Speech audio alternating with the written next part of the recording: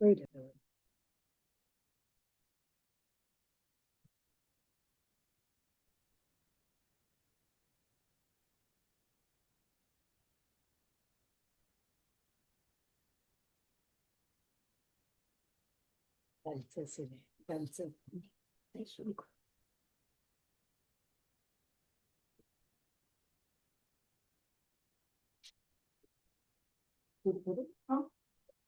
Hello hello,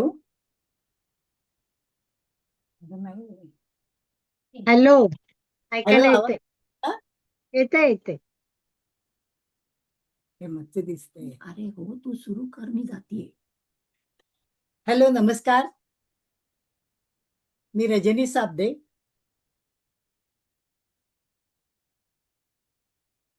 येथे जमलेल्या सर्व ज्योतिर्विदांचे मनापासून स्वागत आहे. महिला ज्योतिर्विद पुणे संस्थेने सुरू केलेल्या अधिक मासानिमित्त 33 व्याख्यान आलेत. आज माननीय श्री शैलेश पुरोहित व्याख्यान देणार आहेत आणि त्यांचा विषय आहे ज्योतिष्य आणि अध्यात्मयोग. सर, महिला ज्योतिर्विद कडून आपले मनापासून स्वागत आहे. त्यांचा थोडक्यात मी परिचय देते. माननीय श्री शैलेश दत्तात्रय पुरोहित हे अष्टविनायक पैकी क्षेत्र सिद्धटेक या ठिकाणचे असून त्यांना अध्यात्मक म्हणजे त्यांचं बाळकडूच त्यांना अध्यात्माचं त्यांना मिळालेलं आहे. तसंच त्यांना काव्यशास्त्र, विनोद, नाट्यसंगीत, इतिहास आणि ज्योतिष इत्यादी त्यांचे आवडते विषय आहे. त्यांना वाचनाची विशेष आवड आहे. तसेच अध्यात्माच्या आवडीत त्यांनी बघा ईश, कठ, केन, मंडूक, मांडुक्य, ऐतरेय प्रश्न ही उपनिषद यांचा अभ्यास केलेला आहे. तसे त्यांची गीतेचा अभ्यासही सुरू आहे आणि मराठी संत मंडळीचे अभंग हेही ते अभ्यासत आहेच आहे. ज्योतिष शास्त्रामध्ये ज्योतिष अभ्यासक म्हणजे आहेच ते. त्यात त्यांनी ज्योतिष शास्त्री विशेष प्रावीण्यासह तसेच ज्योतिष भास्कर, ज्योतिष अलंकार, ज्योतिष रत्न, पंचांग पारंगत आदी परीक्षा त्या उत्तीर्ण झालेल्या आहेत व त्यात ते पारंगत आहेत. तसेच ते पाश्चिमात्य पद्धतीने इंजिनिअरिंग ग्रॅज्युएट असून पोस्ट ग्रॅज्युएशनचाही त्यांनी डिप्लोमा त्यांनी केलेला आहे. आणि ते एका आंतरराष्ट्रीय कंपन्यामध्ये सिनियर मॅनेजर म्हणूनही काम करत आहेत. तर असे हे हरहुन्नरी, हुशार आणि अभ्यासू माननीय शैलेश पुरोहित सर यांना मी विनंती करते की त्यांनी आपलं भाषण सुरू करावे.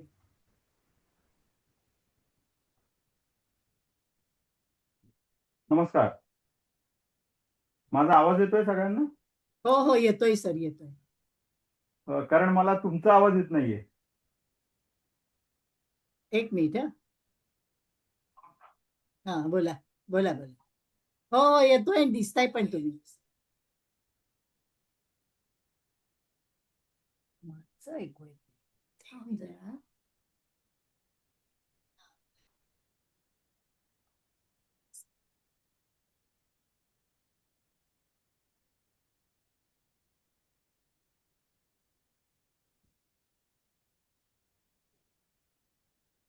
आता येतोय मॅडम आवाज माझा?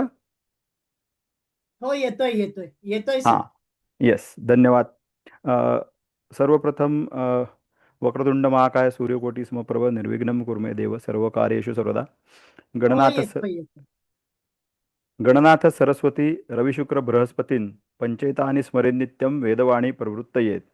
विनायकं गुरुं भानुं ब्रह्मा विष्णू महेश्वरान सरस्वतीं प्रणवम्यादो सर्व कार्यार्थ सिद्धयेत. श्री गणेश, सरस्वती, ब्रह्मा विष्णू महेश आदी सर्वश्रेष्ठ देवतांना वंदन करतो. महिला ज्योतिर्विदच्या ठिकाणी हे सर्व आपल्या इथे ज्योतिष वैभव उपस्थित आहेत. ह्या सर्वांनाही नमस्कार करतो. या सर सॉरी, मी मध्ये करते. बोला. खूप लॅग आहे आणि ओव्हरलॅप होतोय आवाज, तर मी 2 मिनिटं जरा व्हिडिओ थांबवते. चालेल.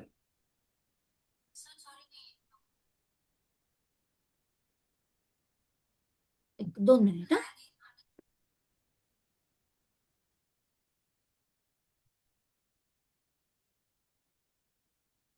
हे बघा आवाज खूपच लॅग होतोय तो.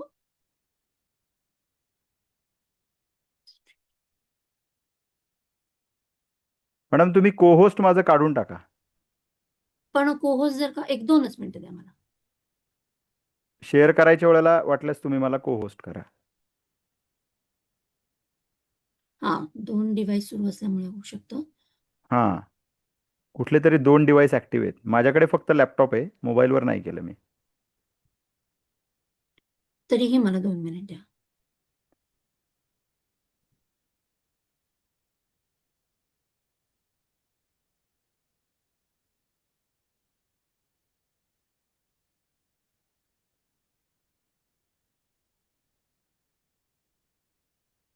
आता तुम्ही परत हे बोला बरं, म्हणजे मला आवाज येतोय का नाही कळेल.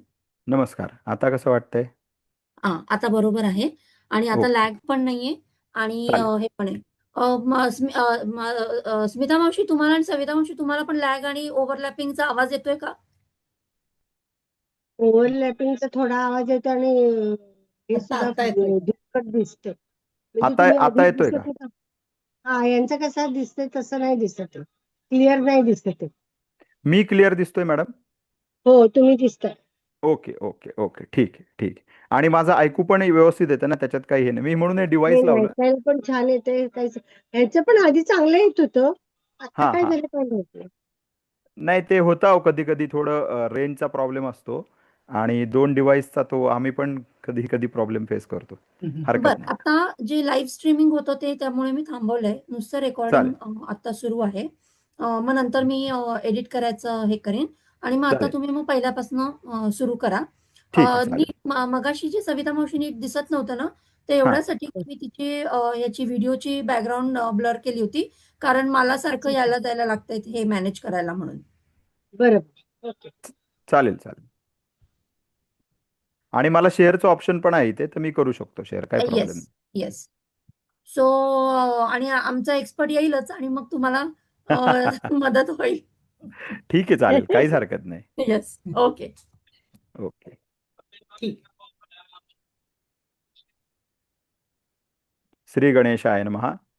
विनायकं गुरुं भानुं ब्रह्मा विष्णु महेश्वरान् सरस्वतीं प्रणौम्यादो सर्वकार्यार्थसिद्धये. गणनाथ सरस्वती रविशुक्र बृहस्पतीं पंचैतानि स्मरेन् नित्यं वेदवाणी प्रवृत्ते. श्री गणनाथ सरस्वती ब्रह्मा विष्णू महेश आणि त्याचप्रमाणे महिला ज्योतिर्विद मंडळाचे सर्व मान्यवर जे आम्हाला मातृतत्वाच्या यांनी नेहमीच वंदनीय राहतील. तुमचे आशीर्वाद ज्योतिष वैभवाचे असेच आमच्या पाठीशी राहो आणि आपण या ठिकाणी ही संधी उपलब्ध करून दिली या ठिकाणी मी आपल्या सर्वांचे आभार मानतो. देवाकडे आणि तुम्हीसुद्धा गुरुस्वरूप मातृस्वरूप आहात त्यामुळे तुमच्याकडेही आशीर्वाद मागतो आणि आजच्या विषयाला सुरुवात करावी. तर ज्या वेळेला फोन आला रजनी मॅडमचा आणि त्या म्हणाल्या की असं असं आपल्याला बोलायचं आहे तर मला निश्चितच आनंद झाला आणि स्वाभाविकपणे ज्योतिष आणि अध्यात्मयोग असा त्यांनी विषय दिला होता अध्यात्मयोगाचा. तर खरंच म्हणजे खरं सांगायचं तर आपल्याकडे जी परंपरा आहे या ज्योतिषशास्त्राच्या माध्यमातून तर जे आपले अत्री अंगिरस पौलेश चवन किंवा नारद अनेक जे आपले जे पूर्वसूरी आहेत किंवा जे ज्योतिषशास्त्राचे मुख्य प्रवर्तक आहेत ह्या प्रवर्तकांनी हे शास्त्र जे आपल्याकडे मांडलं ते निश्चितच त्यांच्या अभ्यासाने आणि त्यांच्या सखोल ज्ञानाने मांडलं. ह्याच जोडीने हे जे प्रवर्तक होते ह्या प्रवर्तकांची स्वतःची अशी साधना होती किंवा त्यांचं स्वतःचा असा एक आध्यात्मिक त्यांची बैठक होती. आध्यात्मिक बैठकीच्या जोरावरती त्याच वेळेला त्यांच्या साधन सामग्री जी त्यांची होती म्हणजे ज्याच्यामध्ये शुचिता हा एक खूप महत्त्वाचा भाग आहे की शुचिता पाहिजे, शुचित्व मनामध्ये असलं पाहिजे. त्याचबरोबर त्यांचं नैष्ठिक आणि नैमित्तिक असं त्यांचं वागणं होतं. नित्य साधना करणारे, नित्य उपासना करणारे, नेमाने वागणारे, बोले तैसा चाले त्याची वंदावी पाऊले असं आपण म्हणलं जातं.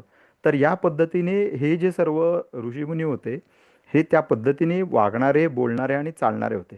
त्यामुळे कुठेतरी परमेश्वराच्या ते फार आंतरिकदृष्ट्या जवळ होते. त्यामुळे हे गूढशास्त्र म्हणजे बऱ्याच वेळेला आपण बघा ज्योतिषशास्त्र म्हणजे असं एखादा दरवाजाचा कवडसा उघडल्यासारखं आहे, की आपण त्याच्यातनं असं डोकावून बघतो आणि मग त्या कुंडलीच्या माध्यमातून आपल्याला जातकाच्याकडे काय चाललंय हे दिसत असतं. तर तसं यांची जी उच्च साधना होती किंवा त्यांची जी परमेश्वराशी जी जवळीक होती, स्वतःचं जे वागणं होतं, त्यामुळे ते त्या थोर पदाला पोहोचले. आणि साधनेच्या माध्यमातनं जी चिंतनातनं, त्यांच्या व्यग्रतेतनं किंवा त्यांच्या मानसिक उच्च पातळीवरनं त्यांना खरं ही सूत्र स्फुरली. म्हणजे त्यांचा अभ्यास तर त्यांनी केलाच, निरीक्षण केलं. पंचांग आपल्याला माहिती आहे आकाश दर्शनाचा तो नकाशा आहे. पण तेच बघताना ज्या वेळेला ते साधनेच्या माध्यमातून, समाधी अवस्थेतून सखोल चिंतनात जेव्हा घडून जात होते, त्यावेळेला ही अनेक सूत्र त्यांनी आपल्यापुढे मांडली. आणि त्यांच्यानंतर मग वराहमिहिर, भास्कराचार्य, पृथ्वीयश आदी हे महान ग्रंथलेखक पण आहेत, की त्यांनी सुद्धा जी मूळ प्रवर्तकांनी लिहिलेले जे ग्रंथ आहेत त्याच्यावरती पुन्हा त्यांनी अभ्यास केला. त्यांनी सुद्धा स्वतःच्या साधनेच्या जोरावर, उपासनेच्या जोरावरती त्यांची पुस्तकं लिहिली. आणि जी आज आपल्याकडे जे जसं उत्तर कालामृत आहे का, किंवा जसं आपल्याकडे गणेश देवज्ञांनी लिहिलेले, कल्याण वर्मांनी लिहिलेले आपल्याकडे ग्रंथ आहेत, हे सर्व जे ग्रंथ आहेत हे त्या माध्यमातून सिद्ध झालेले आहेत. त्यामुळे कुठेही तुम्ही ज्या वेळेला बघता की जेव्हा तुम्हाला ज्योतिष या शास्त्राच्या माध्यमातून तुम्हाला अभ्यास करायचा आहे, त्या माध्यमातून तुम्हाला काही मांडायचं आहे, तर त्यावेळेला एक विशिष्ट प्रकारे तुम्ही अध्यात्म, उपासना, परमेश्वर भक्ती याच्याशी जोडलं जाणं हे मला वाटतं फार महत्त्वाचं ठरतं. कारण शेवटी हे परमेश्वराचे आशीर्वाद आहे. तर म्हणूनही हा विषय मला कदाचित खूप भावला त्यावेळेला.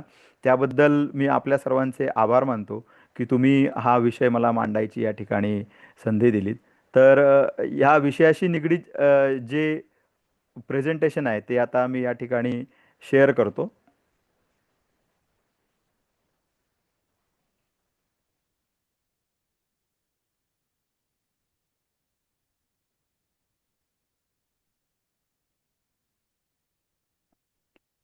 तर आता अध्यात्मातून आयुष्याला उंची कशी देता येईल.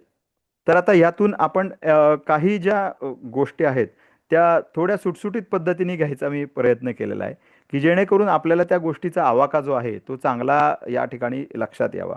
की जसं पहिल्यांदा आपल्याला कुंडली पत्रिका, जन्मलग्न पत्रिका मांडली की त्यातलं आपल्याला काय कळलं पाहिजे, तर त्यातली आपल्याला प्रमुख स्थानं कळली पाहिजेत. कारण ज्या वेळेला आपण कुंडली मांडणार, कुठल्याही एखाद्या जातकाची असू द्या, नाही तर थोर विभूतींची असू द्या, तर त्यातली प्रमुख स्थानं कुठली आहेत अध्यात्म योगासाठी, उपासना योगासाठी किंवा या भक्ती योगासाठी, ती आपल्याला स्थानं पहिल्यांदा लक्षात घेतली पाहिजेत. मग या स्थानांमधून जे भ्रमण करणारे जे ग्रह आहेत ते ग्रह कोणते आहेत, कुठल्या ग्रहांचे प्रमुख योग आहेत, ह्यासाठी आपण प्रमुख ग्रह पाहणार आहोत. आणि त्याचबरोबर जसा आपल्या आकाशदर्शनाचा हा सर्व नकाशा आहे, ज्याच्यामध्ये 12 राशी, 27 नक्षत्र आहेत, तर प्रमुख कुठल्या कुठल्या राशी या कुठल्या कुठल्या स्थानांमध्ये येतात. कारण आपल्याला माहिती ग्रहांना स्वभाव आहे, राशींना स्वभाव आहे, नक्षत्रांना सुद्धा त्यांचा विशिष्ट असा स्वभाव आहे, त्यांची वैशिष्ट्ये आहेत. तर ही सर्व वैशिष्ट्य ज्या वेळेला वेगवेगळ्या स्थानांमध्ये पडतात आणि ग्रहांच्या माध्यमातून ती आपल्याकडे येतात, ते आपण बघितलं पाहिजे. कारण काय, गृह्णाती इति ग्रह, बरोबर. रवी हा खरं तर स्वयंप्रकाशित असा प्रचंड तेजपुंज तारा आहे, पण आपण ज्योतिषशास्त्राच्या माध्यमातून त्याला ग्रह म्हणतो. कारण नक्षत्र मार्गामधून चालताना रविदेव जे आहेत, सूर्यनारायण, तर ते त्या नक्षत्रांकडून येणारी जी एनर्जी, जे त्यांचे जे परिणाम आहेत ते आपल्याला ग्रहण करून आपल्यापर्यंत पोचवत असतात. त्यामुळे हे जे ग्रह या राशीचक्राच्या नक्षत्र मार्गातून चालणारा आणि आपल्याला जे फल देणार, तर ह्या संदर्भातनं सुद्धा आपण त्यांच्याकडे पाहायला पाहिजे.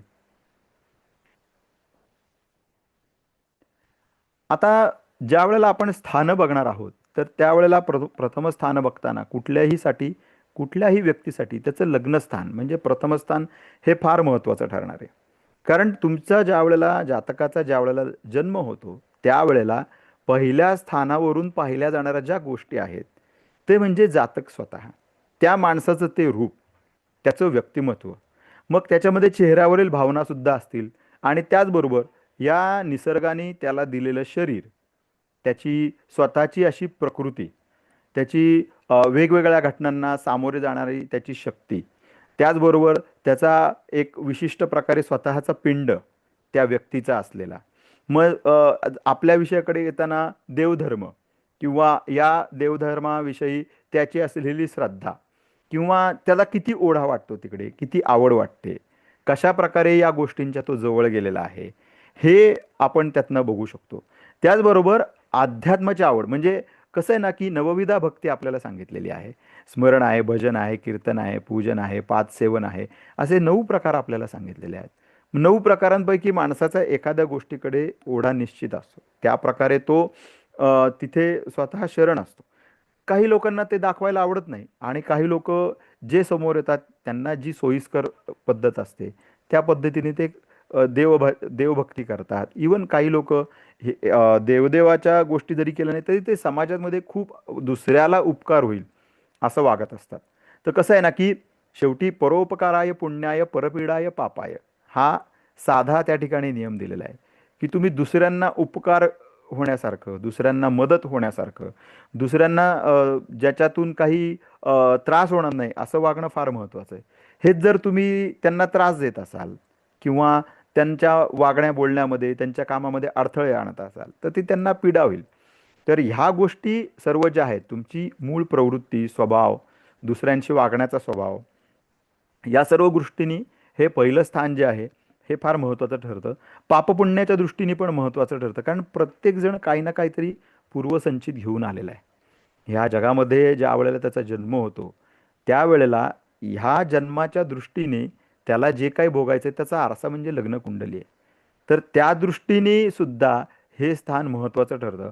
आणि मग त्याची जी वागण्याची वृत्ती आहे त्यातून पुढे जाऊन ह्या माणसाला तो किती वर जाईल, त्याची अंगभूत लग्नेशाची शक्ती, ह्यावरून त्याला मिळणारे पुढे जाऊन कीर्ती, मानसन्मान, त्याचे व्यक्तिमत्व, समाजामध्ये त्याची लोकप्रियता, तो समाजात कसा ओळखला जातो, हे सर्व पाहिलं जाईल. की जसं उदाहरणार्थ आता आपल्या सगळ्यांना माहिती भगवान श्रीकृष्ण परमात्मा तिथे छान तो चंद्र असा वृषभ राशीमध्ये स्थित आहे लग्नस्थानामध्ये, किंवा माऊली ज्ञानेश्वर असतील किंवा तुकाराम महाराज असतील, यांच्याकडे अखंड कीर्ती योग आहेत बघा. ही माणसं जी आहेत ही त्यांच्या आयुष्यानंतर इतक्या वर्षांनी सुद्धा, शेकडो वर्षांनी सुद्धा त्यांच्या कर्तृत्वाबद्दल, त्यांनी आयुष्यामध्ये जे कार्य केलं त्याबद्दल ती अजूनही ओळखली जातात.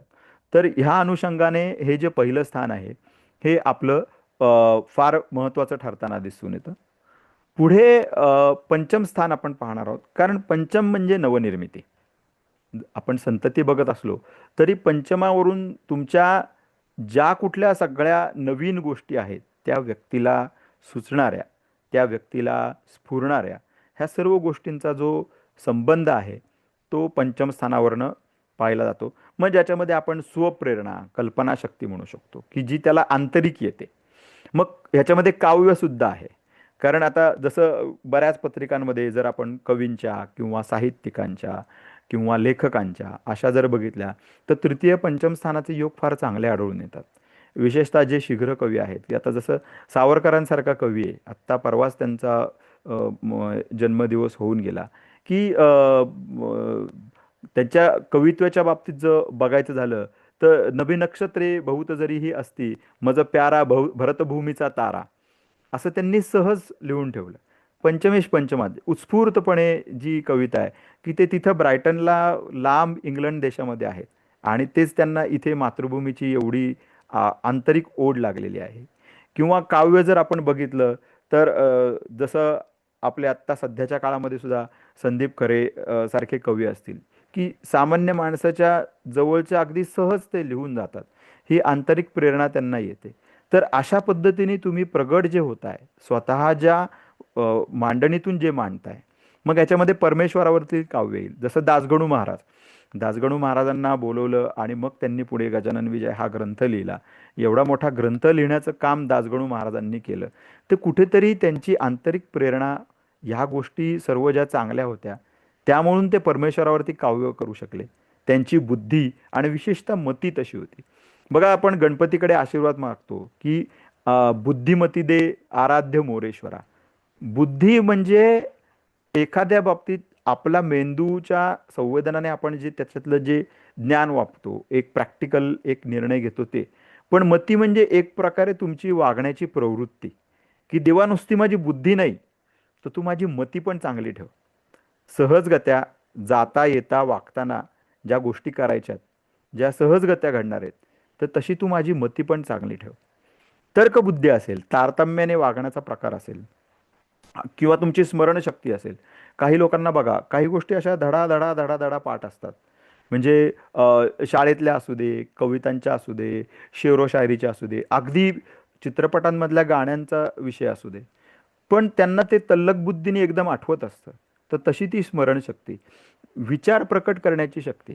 कारण कुंभ खूप भरलेला आहे, त्याच्यामध्ये ज्ञान खूप आहे, पण तो नुसता ओसंडण्यापेक्षा तो जर एका विशिष्ट डायरेक्शनने वाहत असेल, ती विद्या जर तुमच्या समोर येत असेल, तर ती जी प्रकट करण्याची शैली आहे ही सुद्धा फार महत्त्वाची. मग त्याच्यातून वैचारिक बैठक कोणती, कशा पद्धतीने ती बैठक आहे, तो कुठल्या पद्धतीने त्या गोष्टींबाबत विचार करतो, हे पण दिसून येईल. विद्याप्राप्ती म्हणजे कोणत्या विद्येकडे त्या व्यक्तीचा ओढा असेल, कशा प्रकारे त्याला ज्ञानग्रहण करायचं असेल, कुठल्या गोष्टी त्याला सहजगत्या जमत असेल. बसल्या बसल्या असे सहज चित्र काढणारे आपल्याकडे हे आहेत. अगदी बाळासाहेब ठाकरे जरी आपण बघितलं, सहज छान व्यंगचित्र काढायचे. राज ठाकरेंकडे सुद्धा तो त्यांचा कलेच्या माध्यमातून विचार जर आपण केला, तर या गोष्टींना सहज बसल्या बसल्या गोष्टी जमतात. तर ही जी कला आहे, तर त्या कलेकडे किंवा एखाद्या विद्येकडे असणारा ओढा, ज्ञानलालसा, ज्ञानग्रहण करण्याची क्षमता, किंवा त्या ज्ञानामधील अचूकता, म्हणजे मला नक्की हे शिकायचं आहे. नुसतं आता नवीन AI आलेलं आहे, AI मध्ये नक्की तुम्हाला काय शिकायचं आहे. तर काही जण म्हणतात की आम्हाला सायबर क्राईम संदर्भात शिकायचं आहे. ज्या वेळेला जातकांशी आपण बोलतो की असं असं आम्हाला शिकायचं आहे, तर ही जी अचूकता आहे ना, की मला ह्या विशिष्ट गोष्टीच्या बाबतीत मला ज्ञान हवं आहे. बौद्धिक क्षेत्रांशी संबंधित असू द्या किंवा इतर क्षेत्रांशी संबंधित असू द्या, तर हे तुम्हाला कळलं पाहिजे, हे तुम्हाला सुचलं पाहिजे आंतरिक ओढीतनं. मग आता आपल्या विषयाकडे आलो तर त्याचप्रमाणे देवपूजा. काही लोक अशी छान देवपूजा करतात, फुलं वगैरे अशी छान मांडून प्रसन्न वाटतं, गंधसुद्धा व्यवस्थित लावतील. अ, आपल्या रेणुका देवीचा किंवा महालक्ष्मीचा फोटो असतील तर छान असं कपाळावरती तिच्या मुकुटाच्या जागी हळद कुंकू लावतील, अक्षदा फूल व्यवस्थित वाहतील. तर ती त्यांची ती आंतरिक ओढ आहे.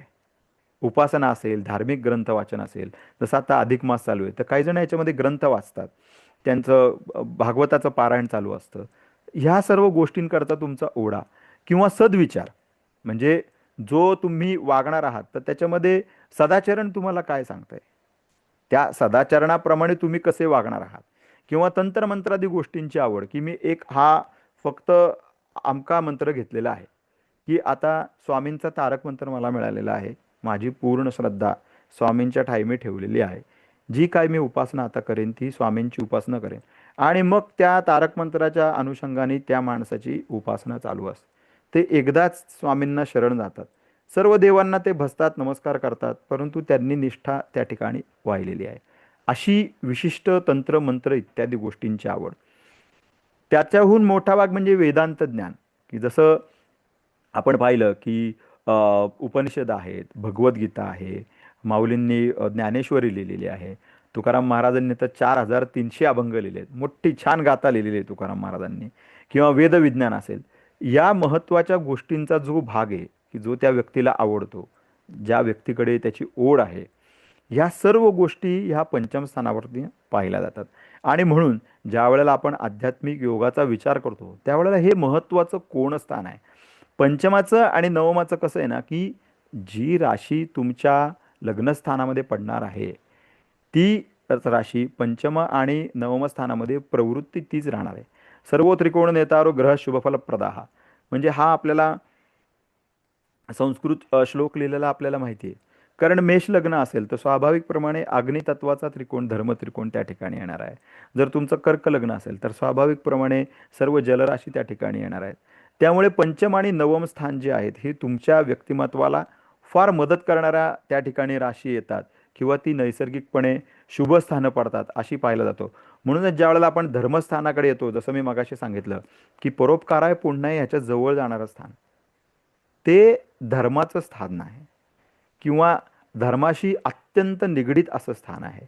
मग देवधर्माची पूजा, अर्चनाची पूजन, त्या व्यक्तीवर झालेले धार्मिक संस्कार, म्हणजे अनेक प्रकारे संस्कार असतात, की जसं आता आपल्या महाराष्ट्रामध्ये वारकरी परंपरा आहे बघा.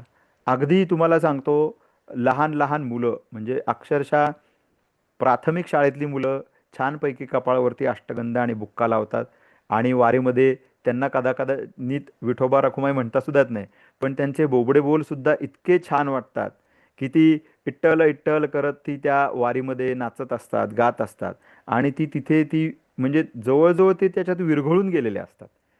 तर लहानपणापासून जी एखाद्याला वारीची ओढ आहे, हे आंतरिक ओढ आहे, पंढरपुराकडे त्यांची जी पावलं धावतात, माझी ये देहीची आवडी पंढरपुरी नेईन गुढी, हे जे त्यांना सुचतं ना, किंवा ही जी ओढ आहे, ही जी हे जे धार्मिक संस्कार आहेत, हे खूप लहानपणापासून होत असतात. किंवा जसं आपण त्या शिवलीलामृताच्या काही पोथ्यांमध्ये पाहतो की पूर्वजन्मामध्ये एखादा पक्षी असेल किंवा एखादा प्राणी असेल, तो एका शिवभक्ताजवळ राहत होता आणि त्यामुळे पुढच्या जन्मामध्ये ज्या वेळेला तो आला, तर त्यावेळेला सुद्धा त्याच्या मनातून ती शिवभक्ती पुसली गेली नव्हती. तर हे धार्मिक जे मांडणी आहे, ही त्या स्थानावरनं पाहिले जाते. आध्यात्मिक जीवनाची आवड पाहिली जाते. तसेच तिसऱ्या स्थानात समोरचं स्थान आहे, नवम स्थान, बरोबर. त्यामुळे तिसऱ्या स्थानाचा विस्तार या ठिकाणी आहे. जसं तुम्ही प्रवास कराल, धार्मिक प्रवास कराल, त्याच प्रकारे पुस्तकांशी, लेखनाशी निगडीत जी आवड आहे, धार्मिक पुस्तकांशी निगडीत जी आवड आहे, त्या धार्मिक पुस्तकांची आवड, त्यांचा अभ्यास, पुढे जाऊन त्याचा प्रसार, की अरे मला हे चांगलं आलेलं आहे, जे जे आपणासी ठावे ते ते इतरांसी द्यावे, शहाणे करुनी सोडावे सकळ जन, असं आपल्याला समर्थांनी सांगून ठेवलेलं आहे. की अरे मला हे चांगलं वाटलं बरं का, या ठिकाणी मला खूप चांगला अनुभव आला, तू पण या ठिकाणी जा, त्याचा अनुभव घे. मला स्वामींच्या कृपेचा अनुभव आला, त्यांच्या छायेमध्ये मी आत्ता खूप छान मला वाटत आहे, तू पण हा नक्की त्याचा अनुभव घे. मी आत्ता गणपती बाप्पांना गेलो होतो, या ठिकाणी मला खूप छान वाटलं.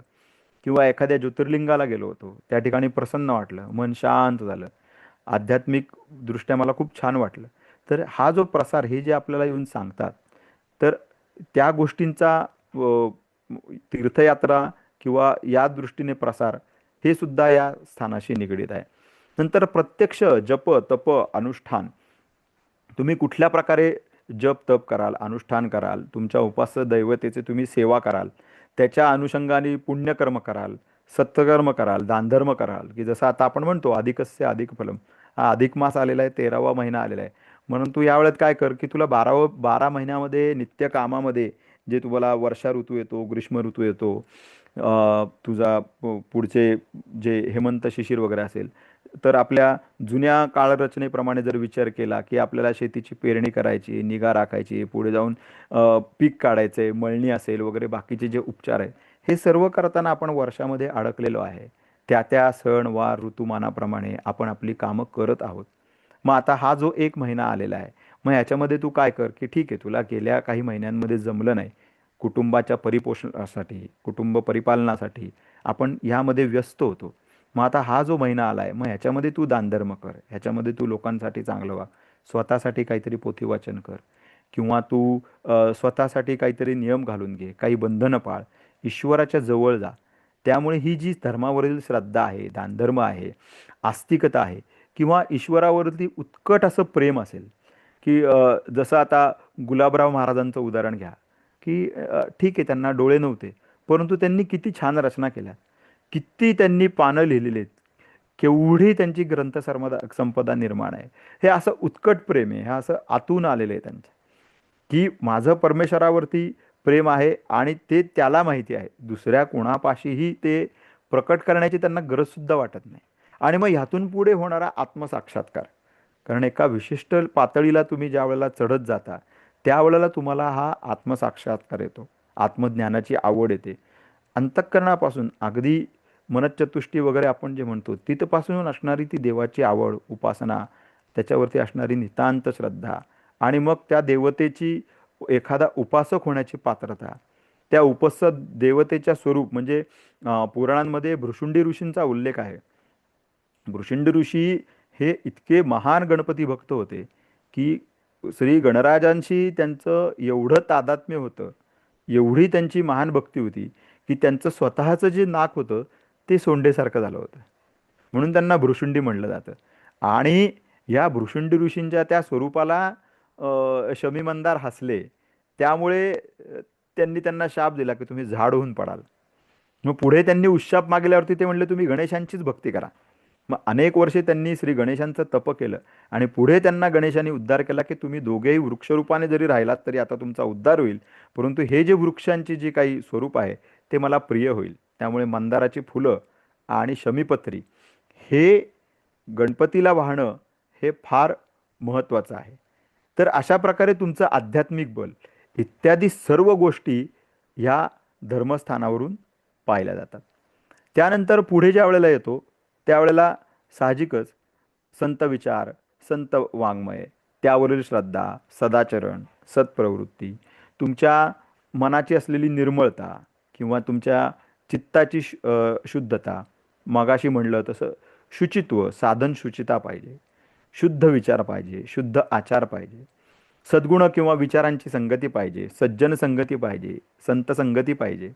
ज्ञानेश्वर तुकाराम महाराजांचे संतांचे अभंग प्रसिद्ध आहेत की बाबा 4 संतांच्या गाठीभेटी आमच्या झाल्या पाहिजेत, त्यांच्या ठिकाणी गुजगोष्टी या घडल्या पाहिजेत, चला आळंदीला जाऊ, ज्ञानदेवे डोळा पाहू, असे अभंग त्यांनी लिहिलेत. होईल संतांच्या भेटी, करू सुखदुःखांच्या गोष्टी, हे त्यांनीसुद्धा लिहिलेलं आहे.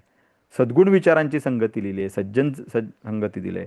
आणि मग जसं एकमेकांच्या आपण संपर्कामध्ये येतो, मग या संतवृत्तींच्या संपर्कामध्ये आल्यामुळे दया, क्षमा, शांती, परोपकार असे गुण निश्चितच तुमच्यामध्ये विकसित होतात.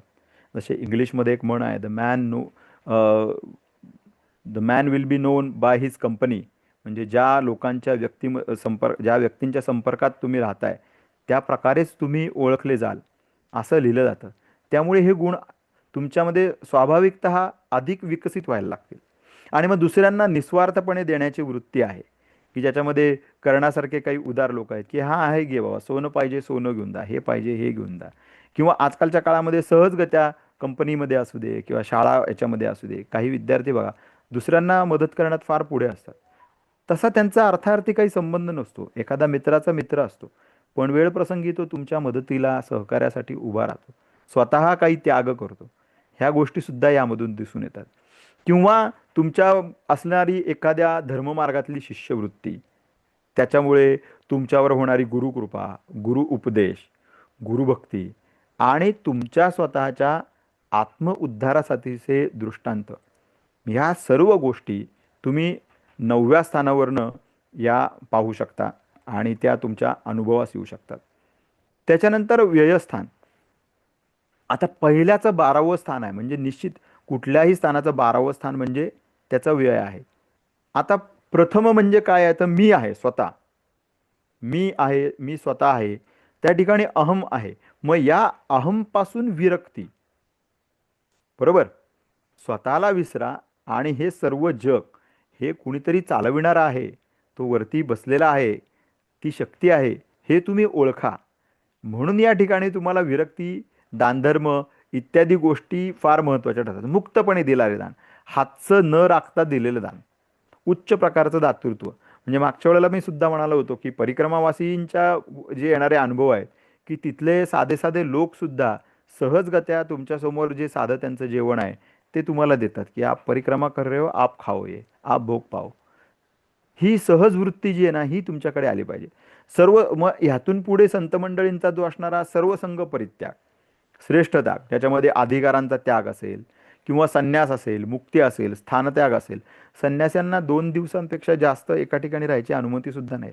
आजकालच्या काळामध्ये मला वाटतं वासुदेवानंद सरस्वती असतील, जे संन्यास मार्गातील अत्यंत थोर विभूती होऊन गेले, सर्व बंधनं त्यांनी पाळली. त्यामुळे त्यांनी लिहिलेली जी दत्तस्तोत्र आहेत फार छान लिहिलेली स्तोत्र आहेत.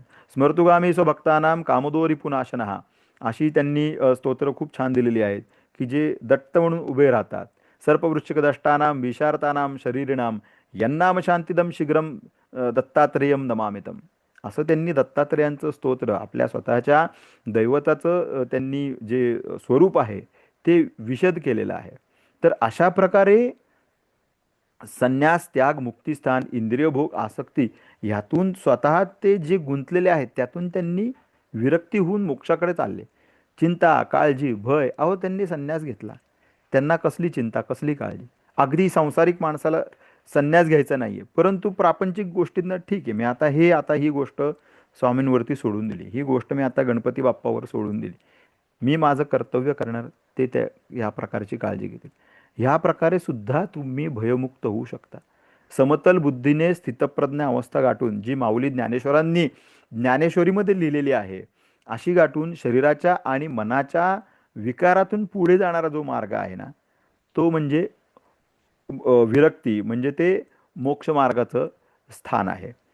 अशा प्रकारे अहमपासून विरक्ती आणि मोक्ष मार्गाचं स्थान म्हणून पुढे जाता येईल. आता ह्याच जोडीने तुम्हाला प्रपंचाकडनं आपण अध्यात्माकडे जातोय म्हणून इथे कुठेतरी कुटुंबस्थान आणि सुखस्थान हे सुद्धा लक्षात घेतलं पाहिजे. कारण जरी या ठिकाणी मी लिहिलं नसलं तरी एक लक्षात घ्या की पुत्रकलत्र धनसंपत्ती तुझी तुला नवती रे, असं श्री मोरया गोसावी, श्री चिंतामणी महाराज हे जे महान गाणपत्य आहेत यांनी लिहून ठेवलेलं आहे की स्त्रीधनादी हे आठवे मनी, छंद हा चिरे दिवस यामिनी, विसरलो तुला दीन पालना, हे दयानिधे श्री गजानना, हे दयानिधे प्रभू गजानना. या मायेमध्ये मी गुरठून गेलो, या मायेत मी अडकलो. त्यामुळे स्त्री, धन, पुत्र, पौत्र, कुटुंब ह्याच्याशी निगडीत जी स्थानं आहेत, सप्तम स्थान असेल, द्वितीय स्थान असेल, चतुर्थ स्थान असेल, ह्या संबंधी जेव्हा माणसाचे ग्रह बिघडलेले आहेत त्यावेळेला कुठेतरी त्या माणसाला असा एक संदेश आहे की जे परमतत्व आहे, तुझा जो खरा विकास आहे, त्या विकासाकडे तू लक्ष दे. त्या विकासाकडे तू स्वतःची दृष्टी किंवा तुझं जे डायरेक्शन आहे तू त्या दिशेला कर, असं सुद्धा आढळून येतं. आता पुढे ग्रह पाहताना बघा, आपल्याकडे जर आपण या दृष्टीने जर महत्त्वाचे ग्रह पाहायचे ठरलं तर स्वाभाविकच गुरु महाराज हे प्रथम स्थानी असतील. त्याचं कारण म्हणजे गुरु महाराजांचं स्वरूप, स्वतः ते देवगुरु आहेत. जसं त्यांचा महिमा आपण शनी महात्म्याच्या पोथीमध्ये सुद्धा पाहिलेला आहे की शनी महाराज म्हणतात, गुरु केवळ माऊली सदा कृपेची करी सावली. असं म्हणून ते गुरुरायांना स्वतः विचारतात की मी तुम्हाला 7.5 किती वर्ष येऊ. गुरु महाराज म्हणतात आम्हाला क्षमा करा. तेव्हा शनी महाराज गुरु महाराजांना वंदन करून म्हणतात की बाप्पा गुरुनाथा, तुम्ही जर मला मानले नाही आता तर मग मला कोण स्वीकारेल. मग ते विनंती करतात शनिदेव गुरु महाराजांना की सगळ्या लोकांना हा जो माझ्याकडे कार्यभाग दिलेला आहे न्यायदेवतेसारखा, त्याच्यासाठी तुम्ही माझा स्वीकार करा. म्हणजे ज्यांना स्वतः शनी महाराज विनंती करतात असे ते आहेत आणि ही त्यांची थोरवी आहे. त्यामुळे निश्चितच ज्ञानाच्या दृष्टीने, पांडित्याच्या दृष्टीने एखाद्या गोष्टीचा जो व्यापक किंवा अत्यंत सूक्ष्म, अत्यंत मोठा असा जो मोठा ज्ञानाचा भाग आहे, ज्याच्यामध्ये ज्ञानशाखा आहेत, ज्याच्यामध्ये दुसऱ्याला देणारं दातृत्व आहे, निखळपणे देणारं दातृत्व आहे, अशा सर्व गोष्टी या गुरु महाराजांच्या अखत्यारीत आहेत असं म्हणलं तरी चालेल. विद्या, संतती, संपत्ती इत्यादी माणसाच्या आयुष्यातल्या ज्या महत्त्वाच्या गोष्टी आहेत, विवाह, ह्या सर्व गोष्टी ह्या गुरु महाराजांच्या कारकत्वामध्ये आलेल्या आहेत. त्यामुळे पत्रिकेमध्ये गुरु महाराजांचं स्थान हे अनन्यसाधारण असंच आहे. त्याचबरोबरीने महाराजांची जी अमृतदृष्टी आहे तिचं पण महत्त्व तितकंच आहे. आपल्या दृष्टीने एखाद्या ठिकाणी अमृतासम चांगली फळ देण्याचं सामर्थ्य हे गुरु महाराजांचं आहे. त्यामुळे ज्या वेळेला तुम्ही अध्यात्म किंवा ज्योतिष ह्या किंवा कुठल्याही ज्ञानशाखेच्या दृष्टीने विचार करता, त्यावेळेला पांडित्याच्या दृष्टीने गुरु महाराजांसारखा प्रमुख ग्रह तुमच्या पत्रिकेमध्ये हा सुस्थितीत असणं हे अत्यंत महत्त्वाचं आहे. त्याशिवाय त्या गोष्टीमध्ये तुम्ही पुढे जाऊ शकत नाही. त्यानंतर शनी महाराज. आता कसं आहे ना की शनी महाराज म्हटलं की एक विशिष्ट पापग्रह म्हणून आपण त्यांचं स्वरूप लक्षात घेतलेलं असेल. त्रास, विलंब, काळजी, चिंता, एखाद्या गोष्टीमध्ये होणारी कटकट हे सर्व आपण पाहतो. परंतु त्याच वेळेला एक गोष्ट लक्षात घेतली पाहिजे की त्यांच्याकडे कुठेतरी एक न्यायदानाचं काम दिलेलं आहे. त्यांचं स्थान पत्रिकेतलं मुख्य 10वं स्थान आहे. ते तुमच्या कर्माचा हिशोब करतात. लक्षात घ्या, ते कर्माधिपती आहेत, कर्मस्थानाचे अधिपती आहेत. त्यामुळे तुमचा जो वागण्याचा प्रकार आहे त्या वागण्यानुसार जे कठोर न्यायदान आहे ह्याचे ते कारक आहेत. आणि म्हणून ते तुम्हाला सांगतात की कर्तव्य तत्पर राहा, कर्तव्य परायण राहा. तुमचं जे सांसारिक कर्तव्य बुद्धीने तुम्हाला जे वागणं ते तुम्ही बघा. उपनिषदांमध्ये, कठोपनिषदामध्ये किंवा बाकीच्या उपनिषदांमध्ये श्रेयस आणि प्रेयस हे जे मनामध्ये द्वैत होतं ना, हे त्यांनी छान ऋषींनी तिथं विश्लेषण केलेलं आहे त्याचं. एकाच वेळेला दोन गोष्टी असतात एक गोष्ट आपल्याला प्रिय असते, जसं शाळेतल्या विद्यार्थ्यांच्या दृष्टीने केलं की अरे हां, पोटदुखीचा बहाणा करूया आणि आज आपलं घरी राहूया, जाऊया खेळायला आपल्या मित्रांबरोबर. ही स्वाभाविक प्रवृत्ती त्या ठिकाणी. हे प्रेयस वाटतंय तुम्हाला. श्रेयस खरं काय आहे, की तू विद्यार्थी दशेमध्ये आहेस. चांगला अभ्यास करणं हे श्रेयस्कर आहे. चांगल्या ठिकाणी, चांगल्या शाळेमध्ये, चांगल्या विद्यापीठामध्ये जाऊन तू चांगला अभ्यास करणं, ज्ञानार्जन करणं, कारण हेच तुझे कष्टाचे वय आहेत, ज्ञानार्जनाचे वय आहेत. उद्या हे वय उलटून गेल्यावरती ज्ञानार्जन होणार नाहीये. त्यामुळे स्थळ, काळ, वेळ, प्रसंग हे ओळखून तुम्ही वागलं पाहिजे. ही जी जाणीव आहे ना श्रेयस आणि प्रेयसची, हे त्यांनी उपनिषदांमध्ये फार छान मांडलेलं आहे. आणि हेच शनी महाराज आपल्याला सुचवतात, की तुम्ही कर्तव्य तत्पर, कर्तव्य परायण राहा. तुमचं संसारामध्ये, तुमच्या समाजामध्ये आत्ता तुम्हाला जे विहित कर्तव्य तुमच्या पाठीमागं देवाने दिलेले आहेत, ते ओळखून तुम्ही तसं वागा. ह्या पद्धतीने शनी महाराजांचं प्रकटीकरण खरं तर होत असतं आणि त्या पद्धतीने ते आपण लक्षात घेतलं पाहिजे. आणि म्हणून ते सांगतात की हे सर्व ब्रह्मसत्यम जगन्मिथ्या, त्यामुळे तू याच्या प्रेमात फारसा पडू नकोस. खरं जे कर्माधिष्ठित आहे तेवढं वाग, त्याच्यामध्ये तू आसक्ती ठेवू नको, तो विरक्ती ठेव. आळवावर पाणी कसं असतं, ठीक आहे तिथं आहे म्हणून बसलंय, त्याच्यामध्ये त्याचा स्वतःची इन्व्हॉल्वमेंट अशी काहीही नसते. तद्वत तू संसारामध्ये राहा, तुझं कर्तव्य कर आणि तू त्यातून विरक्त हो. हा खूप मोठा संदेश शनी महाराज आपल्याला देतात. त्याच्यानंतर रवी. रवी हा आत्मस्वरूप आहे, ही आत्मज्योत आहे. म्हणजे उपनिषदकारांनी जे आपल्याला पंचकोश सिद्धांत सांगितला, त्या पंचकोशामध्ये अविनाशी अमर आत्मा जो मूळ आहे, सगळ्या कोशांच्या आतमध्ये मनुष्याच्या अंगुष्ठप्रमाण जो देह आहे त्याच्या आतमध्ये जो स्थित आहे, जो परमेश्वराचा अंश आहे, ती प्रत्यक्ष त्याचीच ज्योत आहे जी आपल्या ठिकाणी प्रकट झालेली आहे. त्याचं स्वरूप दर्शवणारा ग्रह म्हणजे रवी. त्याचमुळे तो आत्म्याचा कारक आहे, तो आरोग्याचा कारक आहे, तो तुमच्या प्रकृती धर्माचा प्रमुख ग्रह आहे. त्यामुळे ज्या पत्रिकेमध्ये, ज्या कुंडलीमध्ये रवी हा असा प्रकाशमान असेल, निसर्गतः शुभ असेल, स्वाभाविकपणे ते पुण्यात्म्य असणार आहेत, स्वाभाविकपणे त्यांचे ठायी पूर्वसंचित चांगला असणार आहे. हाच भाव चंद्रासाठी सुद्धा महत्त्वाचा आहे, कारण चंद्रमा मनसो जातचक्षु असं लिहिलेलं आहे. चंद्र हा मनाचा कारक आहे. अतिशय शीघ्र रोज एक नक्षत्र बदलणारा चंद्रमा हा सर्व ग्रहांमध्ये अतिशय तीव्र वेगाने जात असतो. अतिशय चंचल तो असं दाखवतो. तो बरोबर मनाचं जे रूप आहे ते दाखवत असतो, आत्ता इथे तर उद्या तिथे.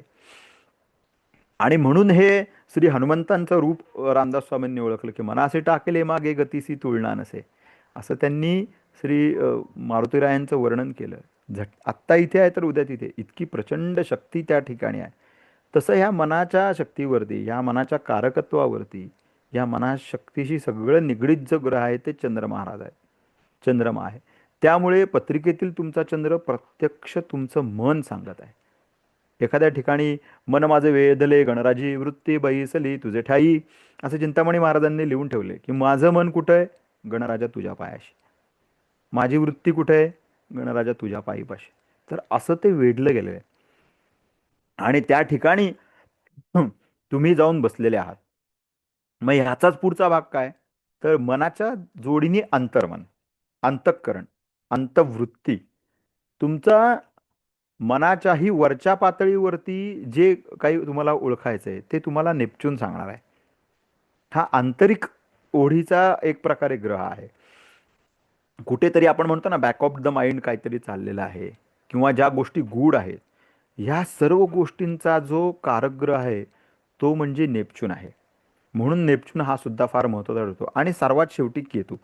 कारण उत्तर कालामृत असू द्या किंवा तुम्हाला सांगतो बाकीचेही ग्रंथ असू द्या, बहुतेक ग्रंथांनी केतू या ग्रहाला अध्यात्माचा खरा ग्रह म्हणून त्या ठिकाणी त्यांना महत्त्व दिलेलं आहे.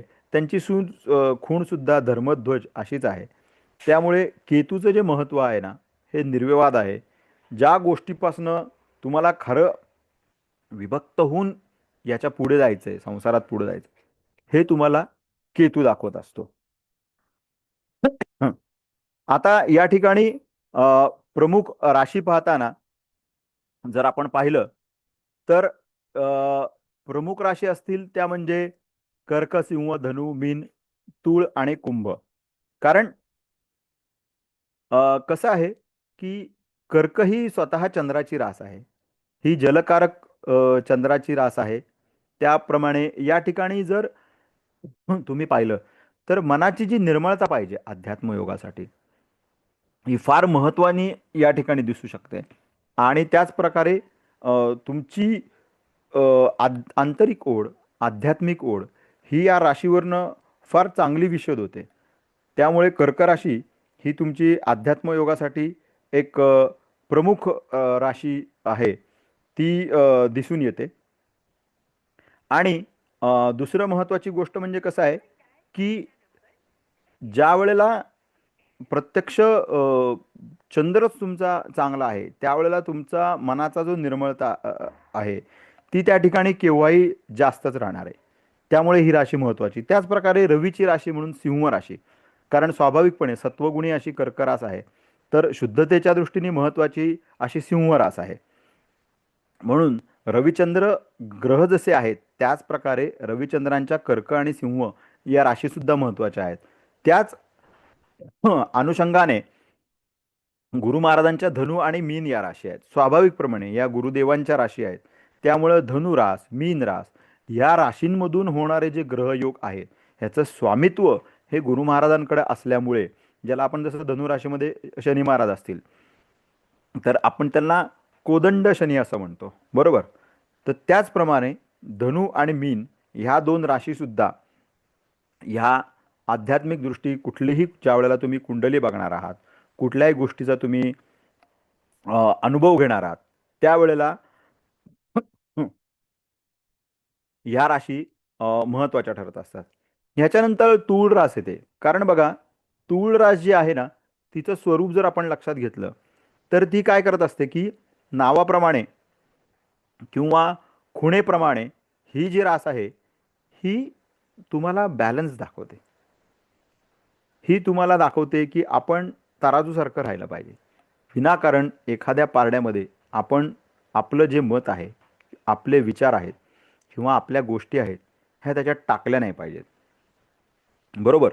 जे जे समोर दिसतंय, जे जसं आहे, जे जसं तुम्हाला भावतंय त्या पद्धतीने तुम्ही दाखवा, त्या पद्धतीने तुम्ही ते प्रकट करा, असं तुम्हाला तूळ रास सांगत असते. आणि म्हणून तूळ रास ही महत्त्वाची आहे. त्याचप्रकारे तूळ राशीचं स्वामित्व हे वायुतत्वाची रास आहे. आणि भृगुदेव म्हणजे शुक्रदेवांकडे याचं स्वामित्व आहे. आणि शुक्रदेव सुद्धा अध्यात्माच्या दृष्टीने बऱ्याच वेळेला महत्त्वाचे ठरतात, कारण ते निसर्ग ह्याच्याप्रमाणे 12व्या स्थानी ते कारकत्वाचं त्यांचा फार महत्त्वाचा असा संबंध आहे. नंतर येते कुंभरास. कुंभ म्हणजे एक भरलेला असा घडा, बरोबर. म्हणजे बऱ्याच जर पुस्तकांमधनं वगैरे आपण पाहिलं तर ही संशोधकांची रास आहे, ही शास्त्रज्ञांची रास आहे, ही ज्ञानाची रास आहे, ही अर्जित केलेल्या एखाद्या अशा विशाल गोष्टी, पांडित्य ज्याच्यामध्ये आविर्भाव आहे, अशा सर्व गोष्टींची रास कुंभ आहे, जिथे तुम्ही सखोल अभ्यास करताय.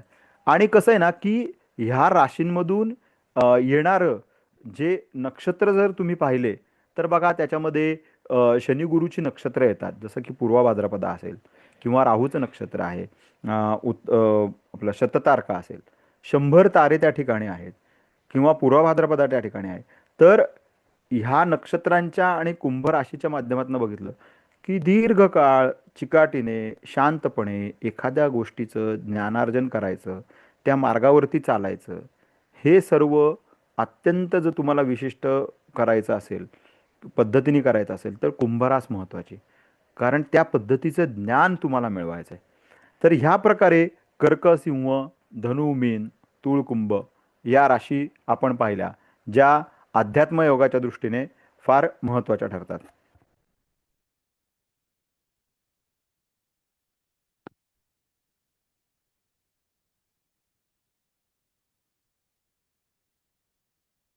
आता याच जोडीने कसं असतं की ज्या वेळेला आपण रास बघतो, ग्रह बघतो, नक्षत्र बघतो किंवा स्थानं बघतो, हे सर्व बघताना मगाशी जसं तुम्हाला सांगितलं की त्याच पद्धतीने तुमची या स्थानांमधून, या ग्रहांमधून, ह्या सगळ्या लहानपणापासून होणाऱ्या संस्कारांमुळं तुमची एक प्रकारची जी वृत्ती किंवा पिंड घडत असतो, हे महत्त्वाचं ठरतं. की म्हणजे आता संस्कार हे अत्यंत लहानपणी होतात.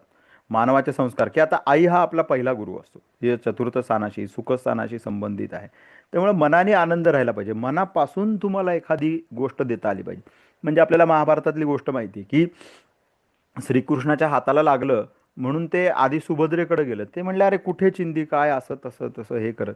त्याच वेळेला ते द्रौपदीकडे गेले, तर तिने आपला सहज शालू घेतला, तो टरकन फाडला अंगावरचा नेसूचा आणि झटकन परमात्मासाठी दिली.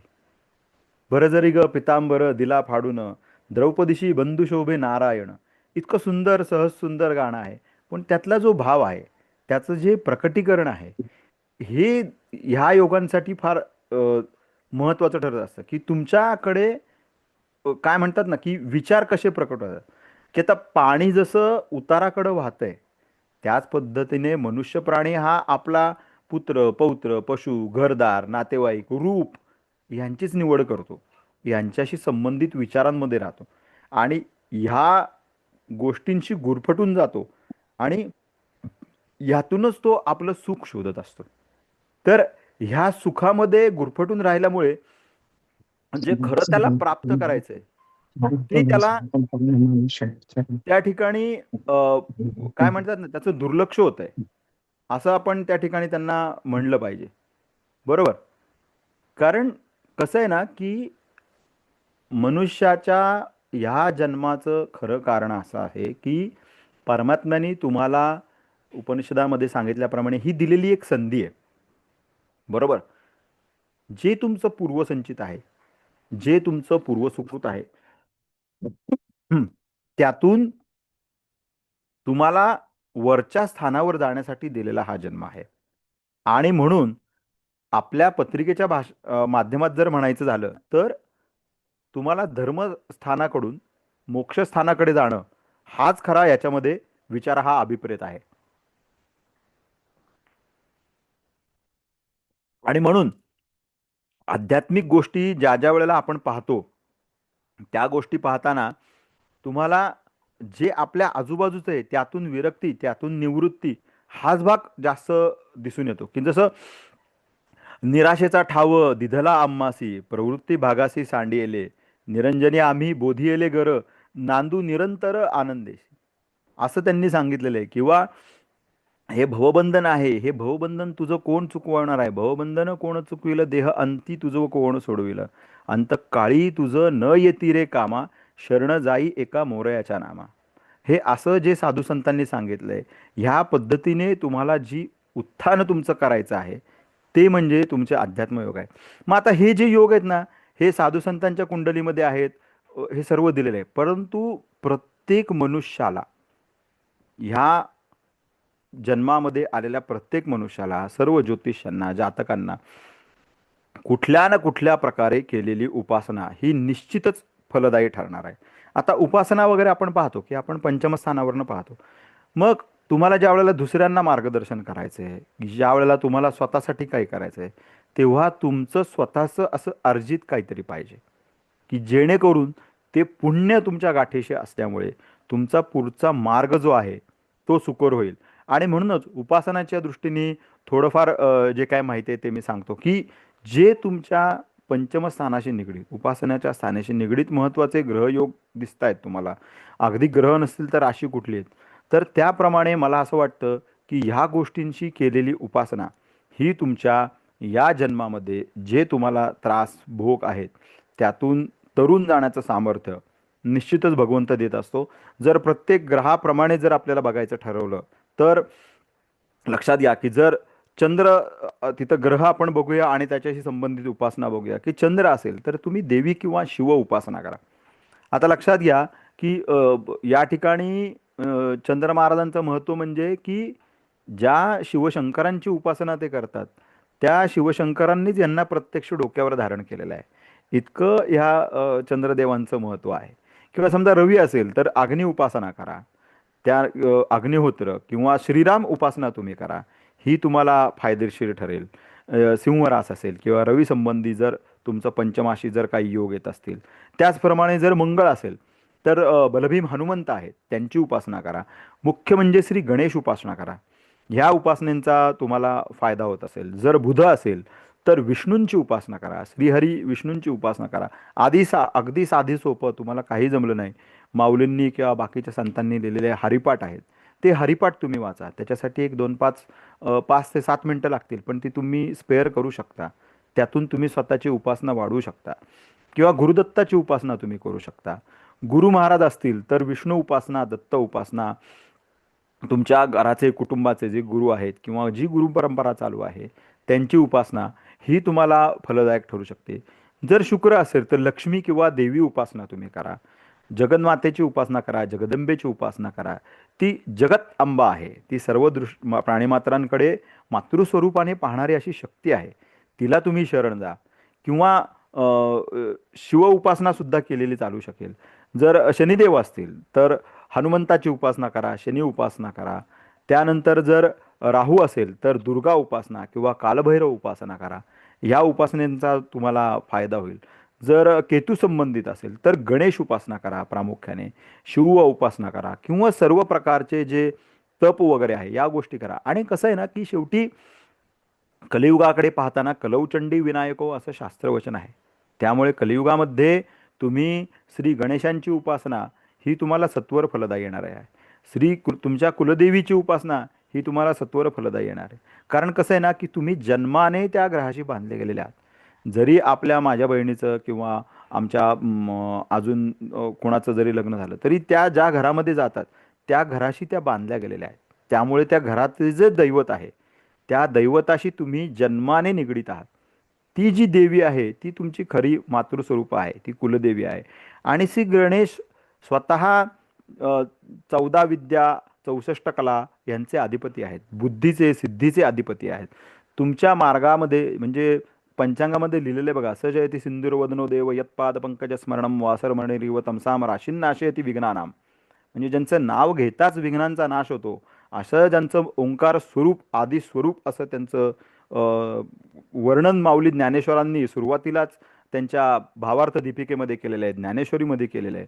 तर अशा पद्धतीने तुम्ही जर उपासना केली तर तुमच्या या उपासनेचा फायदा तुम्हाला तर निश्चित होणार आहे. त्याचबरोबर जे तुमच्या आजूबाजूला लोक येत असतील, संपर्कात येत असतील, त्यांनासुद्धा या उपासनेचा निश्चितच फायदा होणार आहे. हे मी तुम्हाला या ठिकाणी सांगू इच्छितो. आता ह्याच दृष्टीने आपण अध्यात्मशास्त्रामध्ये, अध्यात्मयोगामध्ये ज्यांची काही प्रगती झालेली आहे अशा आपण काही या ठिकाणी कुंडल्या बघू, जेणेकरून ज्या गोष्टींचा आपण आत्ता आढावा घेतला त्या गोष्टी आपल्याला या ठिकाणी बघता येतील. तर मी पहिल्यांदा या ठिकाणी कुंडली ओपन करतो आणि मग तशी ती शेअर करतो.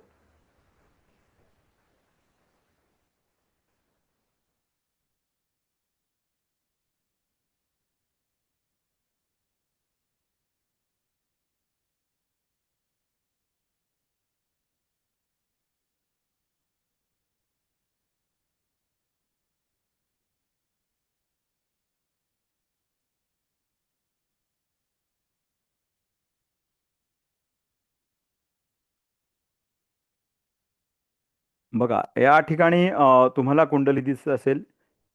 हे आपले परमपूज्य श्री श्रीधर स्वामी आहेत. यांची कुंडली मी या ठिकाणी शेअर केलेली आहे.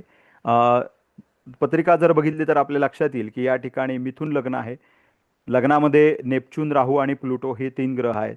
पुढे तृतीय स्थानामध्ये गुरु महाराज आहेत सिंहेचे. पंचमामध्ये मंगळ आणि शुक्र आहेत. षष्ठ स्थानामध्ये बुध आणि रवी आहेत. सप्तम स्थानामध्ये हर्षल केतू आहेत.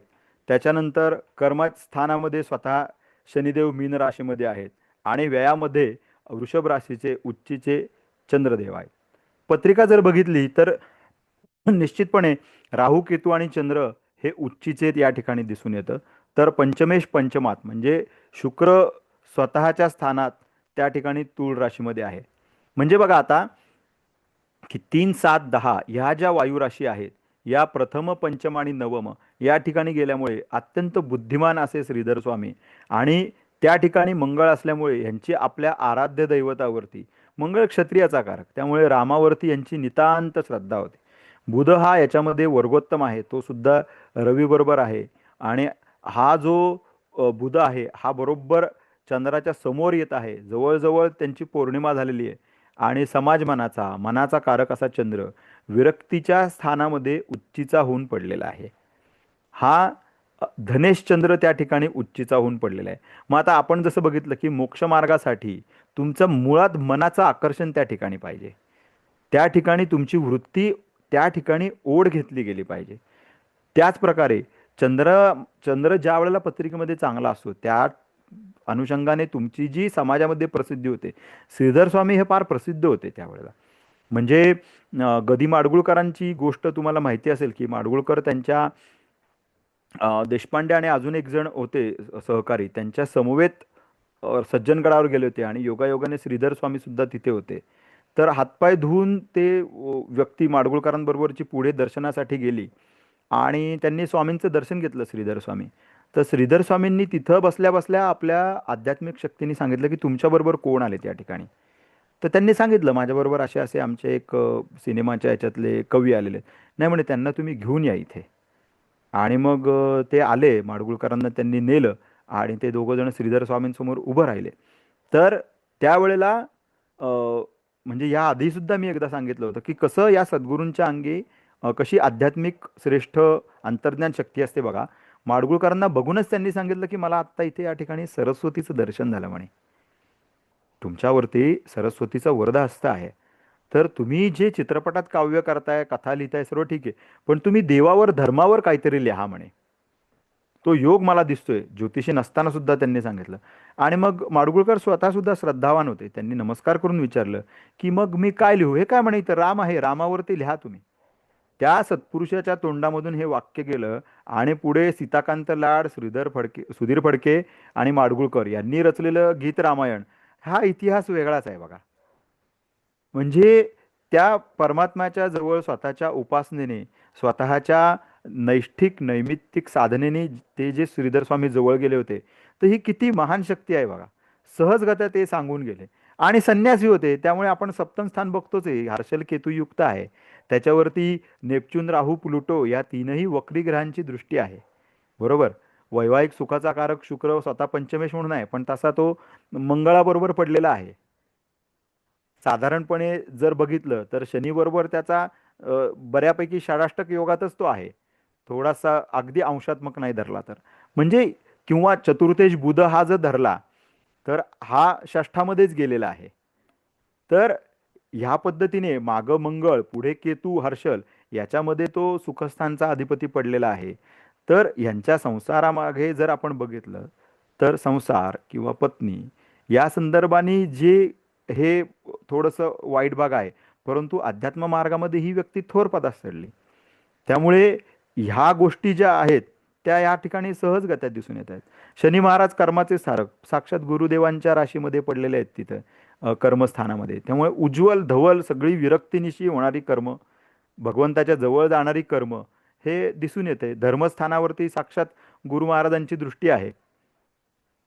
आणि गुरु आणि चंद्र हे एकमेकांपासून चंद्रकुंडलीनुसार बघितलं तर केंद्रस्थानी आहेत, त्यामुळे त्यांचा सुद्धा शुभयोग होतोच आहे.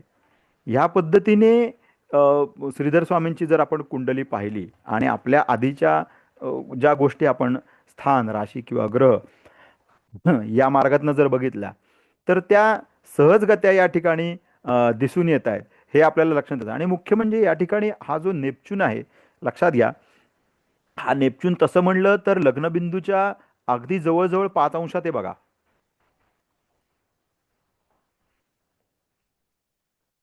त्यामुळे जे तुमचं अंतःकरण पाहिजे, जो तुमचा समर्पण भाव पाहिजे, हे नेपच्यूनचं कसं आहे ना की ज्याला आपण म्हणतो ना वाहून घेणे एखाद्या गोष्टीसाठी, तो भाव हा नेपच्यून फार प्रकट करतो. म्हणजे मागं एका व्याख्यानामध्ये नेपच्यून संदर्भात मी बोलत होतो, त्यावेळेला मी श्री माधुरी दीक्षित यांच्या कुंडलीचं उदाहरण दिलं होतं. तर त्यांच्या लग्न दशमातमधून हा जो योग होतोय ना बघा, तर नृत्य ह्या कलेसाठी त्यांनी वाहून घेतलं. तर त्यांचे एक सहकलाकार होते अनिल कपूर, यांनी सांगितलं की तिकडे बर्फाळ स्थानामध्ये केवळ एका साडीवर जी त्या चित्रीकरणाची गरज होती की त्यांनी साडीमध्ये त्या ठिकाणी यावं, तर फक्त एका साडीवर त्या बर्फाळ स्थानामध्ये त्यांनी ते जे काही त्यांचा नृत्याचा परफॉर्मन्स होता तो दिला होता. ती त्या कलेशी निष्ठा, त्या कलेशी समर्पण. तसं या ठिकाणी परमात्म्यासाठी समर्पण, त्यांचं जे कर्तव्य कर्म आहे ना त्याच्याशी समर्पण, हे तुम्हाला ज्या ज्या ठिकाणी नेपच्यून असा चांगला तुम्हाला आढळून येईल त्या ठिकाणी तुम्ही आवर्जून पहा, हे तुम्हाला दिसून येईल. ते समर्पित असतात या गोष्टींसाठी. त्यांनी एकदा तो ध्यास घेतला की तो त्यांचा निधिध्यास होऊन जातो, इतकं त्यामध्ये सामर्थ्य असं दिसून येतं. याच प्रकारे आपण पुढची पत्रिका पाहू.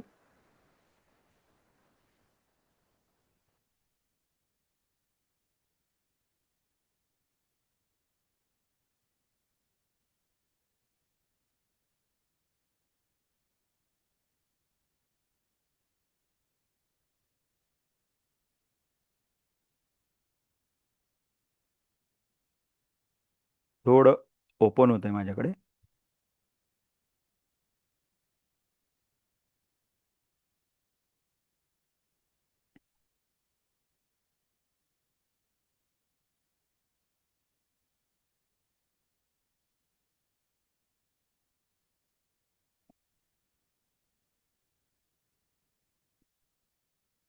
हां, आता बघा, ही मगाशी ज्यांचं नाव घेतलं महान विभूती टेंबेस्वामींची कुंडली या ठिकाणी आहे. या ठिकाणी बघा धनु लग्न आहे. धनु लग्नाचे स्वामी स्वतः गुरुदेव तिथं वर्गोत्तम आहेत आणि ते प्रथम स्थानात विराजमान आहेत.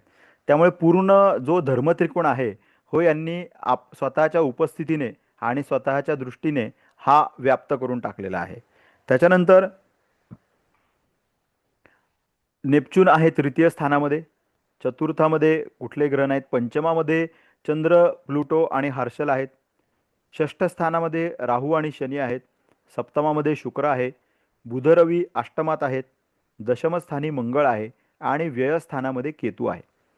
आता प्रथम, पंचम आणि नवम या तीनही ठिकाणी गुरु महाराजांचा थेट संबंध आहे. या ठिकाणी पंचमेश जो मंगळ आहे तो दशम स्थानामध्ये पडलेला आहे आणि जे संन्यस्त मार्गाचे, विरक्ती मार्गाचे जे मगाशी आपण उदाहरण बघितलं केतू, तो व्ययस्थानामध्ये या ठिकाणी आपल्याला दिसून येत आहे. शनी महाराज 6व्या स्थानात आहेत. त्यांची परत पूर्ण दृष्टी, विरक्तीची दृष्टी ही व्ययस्थानावरती पडलेली आहे. आणि महत्त्वाचं म्हणजे कारको भावनाशाय आपण म्हणत असतो, हे आपल्याकडे एक सूत्र आहे. या ठिकाणी वैवाहिक सुख आपण जे सर्व शुक्रदेवांवरनं पाहतो ते या ठिकाणी सप्तम स्थानामध्ये आहेत, मिथुन राशीमध्ये आहेत. परंतु या ठिकाणी मागे शनी, पुढे रवी आणि या शुक्राच्या चतुर्थामध्ये असलेला मंगळ किंवा या शुक्राची आणि वक्री गुरुची होणारी युती, यामुळे हे व्यक्तिमत्व पूर्णपणे संन्यासी राहिलं. व्यायामध्ये केतू आहे. या पद्धतीने जर ही पत्रिका बघितली तर या ठिकाणी सुद्धा प्रबळ अध्यात्म योग जो आहे तो आपल्याला दिसून येतो. कारण लग्न आणि चतुर्थ दोन्ही स्थानाचे अधिपती गुरुदेवच आहेत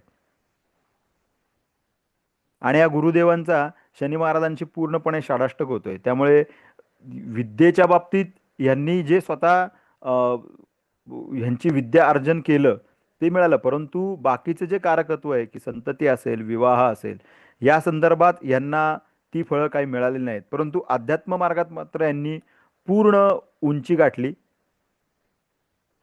अत्यंत श्रेष्ठ संन्यासी म्हणून हे होऊन गेले.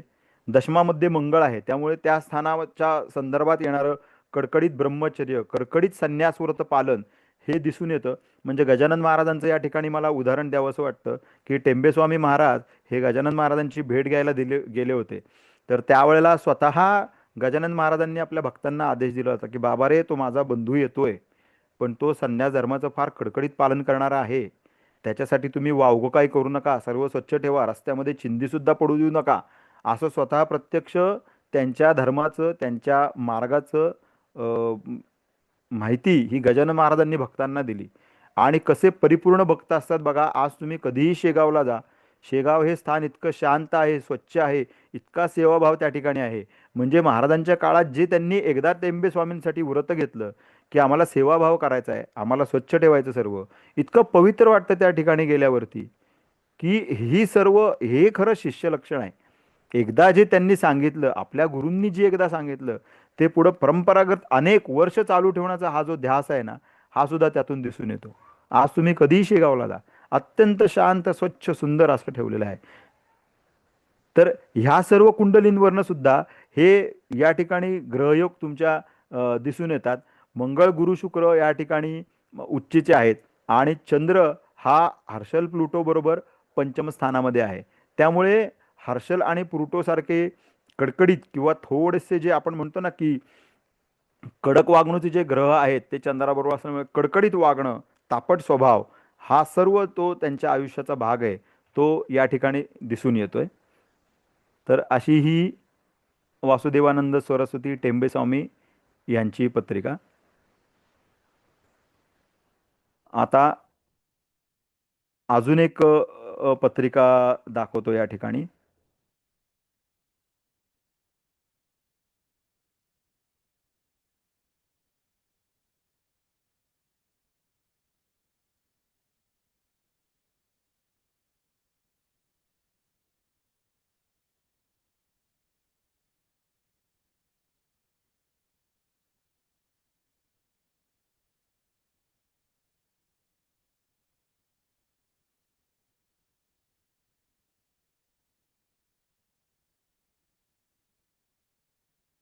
आत्ता उल्लेख झाला त्यामुळे दासगणू महाराजांची पत्रिका होतीच माझ्याकडे, ती मी या ठिकाणी दाखवतो तुम्हाला.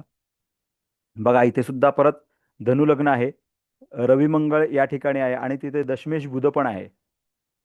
हे पूर्वाश्रमी आधी पोलीस सेवेशी संबंधित होते आणि त्या पद्धतीने त्यांचं कामही होतं. परंतु नंतर मात्र ते आध्यात्मिक गोष्टींमध्ये फारच त्यांची प्रगती झाली.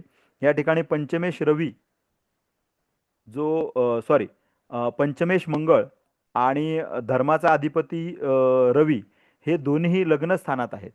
त्याचबरोबर दशमेश बुधसुद्धा त्या ठिकाणी आहे. त्यामुळे अत्यंत विस्तृत अशी यांची ग्रंथसंपदा ह्याची निर्मिती झाली. गुरु महाराज हे केतू बरोबर आहेत. लग्नस्थानी रवी आहे, बुध आहे, मंगळ आहे. द्वितीयामध्ये मकरेचा शुक्र आहे. तृतीयामध्ये गुरु आणि केतू आहेत. चतुर्थामध्ये नेपच्यून आहे. पंचमामध्ये प्लुटो आणि चंद्र आहेत. त्यानंतर सप्तमामध्ये हर्षल आहे. नवम स्थानात राहू आणि व्ययस्थानामध्ये विरक्तीचे कारक असे शनिदेव हे या ठिकाणी आपल्याला दिसून येत आहेत. गुरु, राहू, केतू हे ग्रह या ठिकाणी वर्गोत्तम आहेत. बघा, कुंभ राशीच्या त्या अथांग ज्ञानाच्या जलाशयामध्ये गुरु महाराज या ठिकाणी आहेत आणि ते सुद्धा केतू बरोबर आहेत. दोघेही वर्गोत्तम, एकाच नवमांशी पूर्ण युती आहे हे आपल्याला दिसून येते. वैवाहिक कार्य ग्रह शुक्र मकर राशीमध्ये, जी त्यांना फारशी कधीच सहाय्यकारी अशी होत नाही, त्या ठिकाणी ते पडलेले आहेत. त्यात मागे मंगळ, पुढे केतू, त्यामुळे या ठिकाणी पापकर्तरीचा योगही शुक्रासाठी दिसत आहे. चतुर्थ स्थानाचे अधिपतीच गुरु आहेत. गुरु महाराज ते त्यांच्या व्ययात पडले, त्यामुळे कुटुंब स्थान, चतुर्थ स्थान या संदर्भाने ह्या पत्रिकेमध्ये त्या मार्गाने काही म्हणजे विशेष चांगलं असं नाही, परंतु अध्यात्म मार्गाच्या दृष्टीने मात्र जर बघितलं तर अत्यंत छान योग आहेत. शनी महाराज विरक्तीच्या स्थानामध्ये आहेत, त्यामुळे जे काय करायचं ते भगवंतासाठी करायचं, ईश्वरार्पण बुद्धीने करायचं, ह्या दृष्टीने त्यांनी त्यांचं आयुष्य घेतलं. आणि गजानन विजय हा सारखा जो थोर ग्रंथ आहे गजानन महाराजांचा, हा ग्रंथ लिहिण्याचं काम दासगणू महाराजांनी केलं. अत्यंत सुंदर, अत्यंत ज्याला म्हणतात ना प्रासादिक ग्रंथ, अनुभव ज्याच्यामध्ये समृद्ध आहेत. महाराजांच्या वागणुकीचं सार त्याच्यामध्ये आहे. त्यांनी जे जगून दाखवलं ते सहज सहज त्याच्यामध्ये त्यांनी अध्याय वेगवेगळ्या अध्यायांमध्ये मांडून ठेवलेलं आहे आणि खूप छान प्रकारे ते तुम्हाला विशद केले की जे तुमचा ठाव घेतं, तुमच्या चित्तवृत्तींचा ठाव घेतं. साधी ती त्यांच्या त्या अगरवालाची गाय तो प्रसंग असू द्या, किंवा तो जो घोडासारखा जो जो अभंग आहे त्याच्यामध्ये बघा की ती उन्मत्त अशी गाय आहे किंवा तो न स्थिर राहणारा घोडा आहे, परंतु ते पशुसुद्धा सन्मार्ग किंवा एखाद्या सत्पुरुषाच्या संगतीमध्ये आल्यावरती ते कसे शांत होतात, स्थिर वागतात, ह्याचं अतिशय रसाळ वर्णन त्याच्यामध्ये केलेलं आहे. किंवा त्यांचं स्वरूप न ओळखल्यामुळे त्यांच्या पाठीवरती जे उसाचे तडाखे बसले आणि त्या तडाख्यांमधनं महाराजांनी जे स्वतःचं स्वरूप दाखवून घेतलं, किंवा संन्यासी त्या ठिकाणी आले आणि खाटेवरती अग्नी, ह्या ज्या गोष्टी आणि हे ज्या घडलेल्या प्रसंगांचं त्यांनी गजानन विजय ग्रंथामध्ये जे रसाळ वर्णन केलेलं आहे ते फार वाचनीयसारखं आहे. त्यामुळे ही आध्यात्मिक जी त्यांची प्रवृत्ती होती त्याचं प्रकटीकरण जे आपण मागाशी विचार पाहिला किंवा त्याची मांडणी हा जो विचार पाहिला. आता बघा, बुध हा लेखनाचा लेखनासाठी फार महत्त्वाचा ग्रह आहे. त्याला ती मंगळाची आणि रवीची ऊर्जा मिळाली, त्यामुळे त्याचं लेखन कार्य कसं झालं असेल बघा. आणि लेखनाच्या स्थानामध्ये स्वतः गुरु महाराज आहेत, ते स्वतः वर्गोत्तम आहेत. त्यामुळे ज्याच्यामध्ये पांडित्य आहे, ज्याच्यामध्ये ज्ञान आहे, ज्याच्यामध्ये ती रसाळता आहे, दुसऱ्याला शिकवणारी, दुसऱ्यांना तुम्ही असं वागा असं सांगणारी जी वृत्ती आहे ना, त्या पद्धतीचं प्रकटीकरण या गजानन विजय या ग्रंथामध्ये दिसून येतं. आणि ह्या प्रकारे अशा प्रकारे या कुंडल्यांमधून आपण जे हे वागणं आहे हे पाहू शकतो. आणि मला वाटतं की अध्यात्मयोग हा जर बघितला तर प्रत्येकाच्याच पत्रिकेमध्ये कमी अधिक प्रमाणात हा आहे असंच मला वाटतं. कारण भगवंतांनी कुठंतरी तुमच्या माझ्या प्रत्येक माणसाच्या मागे काही ना काहीतरी शुक्लकाष्ठ हे लावूनच दिलेलं आहे. हे प्रत्येकाला माहिती असतं. दुरून डोंगर साजरे ही आपल्या मराठीमध्ये म्हण आहे, ती अत्यंत समर्पक आहे. दुसऱ्याचं आयुष्य हे आपल्याला नेहमीच छान वाटतं, दुसऱ्याचं आयुष्य आपल्याला नेहमीच चांगलं वाटतं. परंतु हेच दुसऱ्याचं आयुष्य बघत असताना त्याच्या मागे जे काही आहे ते मात्र आपल्याला काही कधी दिसत नसतं. आणि त्या अनुषंगानेच भगवंत आपल्याला शिकवत असतो की अरे बाबा, तू हे सोड सर्व, ह्या सगळ्या गोष्टींमध्ये काही असं नाही. शंकराचार्यांनी लिहून ठेवलेलं आहे की ब्रह्मसत्यम जगन्मिथ्या, तर तू हे सर्व सोड. म्हणजे ते लिहून ठेवले ना की शंकराचार्यांच्याच भाषेमध्ये, कामक्रोधश्च लोभश्च देहे तिष्ठन्ति तस्करः ज्ञानरत्नापहाराय तस्मात जाग्रत जाग्रत. अरे तू जागा राहा. तुझ्याकडे जे हे ज्ञान देणार आहे, तुझ्या संगतीमध्ये परमेश्वराने काय केलेलं असतं ना की तुमच्या आजूबाजूचे लोक सुद्धा तसेच ठेवलेले आहेत. प्रत्येकाच्या मागे जे शुक्लकाष्ठ लावले त्यातून तुझा उद्धार कसा होईल, त्यातून तुला पुढं कसं जाता येईल, त्याच्या अनुषंगानेच तुमच्या संपर्कात लोक येत असतात, त्याच्या अनुषंगाने तुमच्या आजूबाजूची परिस्थिती असते. परंतु आपण स्वतः एक प्रकारे मूढ होऊन जातो. आपण स्वतः ते ओळखत नाही आणि आपल्याला ती भूल पडते. आणि ती भूल पडल्यामुळे आपल्याला आपला मार्ग जो आहे ना तो सुचत नाही. तर या ग्रहांच्या, या राशींच्या या माध्यमातनं आपल्याला शोधायचंय की माता नास्ती पिता नास्ती नास्ती बंधू सहोदरा अर्थम नास्ती गृहन नास्ती तस्मात जाग्रत जाग्रत. प्रपंच असूनी परमार्थ साधावा वाचे आठवावा पांडुरंग. घटका आणि पळ साधे उताविळ वावगा तो काल जाऊ नेदी. सावता म्हणे कांती जपे नामावली हृदय कमली ठेवावा पांडुरंग. असं सावता महाराजांनी सांगून ठेवलं की अगं हे सर्व चाललंय. घटीपळाचा जो हा खेळ आहे आपल्या सर्व ज्योतिषांना माहिती आहे. ते ताळ वाजे टोळ वाजे घणाणा म्हणतात ना, तसं हे चक्र चालू आहे. तुझ्या मागे भगवंताने काहीतरी चावी मारून ठेवलेली आहे, ती तू ओळख. तुझ्या पत्रिकेमध्ये सुद्धा अध्यात्मयोग आहे, तो तू ओळख आणि त्या मार्गावरती तू जा. ह्या निखळ प्रेमाचा जो एक मोठा महासागर आहे, क्षीरसागराहून मोठा असा तो भगवंत तुझ्याजवळ आहे. ती तुझी तू अमृतदृष्टी ती तिकडे त्यांनी दिलेली आहे तुझ्यावरती, ती तू ओळख आणि तू त्या मार्गाला चाल. म्हणून ग्रहांच्या माध्यमातून ज्या उपासना मी सांगितल्या किंवा कलवचंडी विनायको हे जे सांगितलं की देवी आहे तुमची कुलदेवी, तुम्हाला जन्माने जोडलेली आहे, ती आई आहे तुमच्या अख्ख्या कुटुंबाची, जिला तुम्ही दुर्लक्ष करणं सर्वथा अयोग्य आहे. तर हा योग तुमच्या सुद्धा मागे आहे. कोणाचीही या प्रपंचाच्या त्रासामधून सुटका नाही, हे तुम्ही ओळखा. आणि भगवंताने तुमच्या जवळ यायचं तुम्हाला कारण दिलेलं आहे असं समजून त्याकडे तुम्ही जा. आणि भगवंत इतका दयाळू आहे, तुम्ही 1 पाऊल त्याच्याकडे जा, तो 10 पाऊल तुमच्याकडे येईल. अहो आपण काय देतो, तो आपल्याला हजारात देतो, आपण त्याला 10, 20, 100 रुपयामध्ये तोलतो. अरे तुम्ही कशाला तोलता त्याला? अवघी सृष्टी त्यांनी निर्माण केली, हे सर्व जग त्यांनी निर्माण केलं, एवढा रसाळ आंबा त्यांनी निर्माण केला, एवढं छान गोड पाण्याचं शहाळ त्यांनी, नारळ त्यांनी निर्माण केला, आणि आपण त्याला काय चढवतो? ठीक आहे, सगुण उपासना ही साध्या सुध्या भक्त मार्गासाठी त्या लोकांसाठी त्यांनी निर्माण केली आहे. का तर त्या अनुषंगातनं निदान स्वतःवरनं तरी तरी योग ओळखावा, की अरे मला भूक लागती, देवाला भूक लागती, तसे इतरांना पण भूक लागते.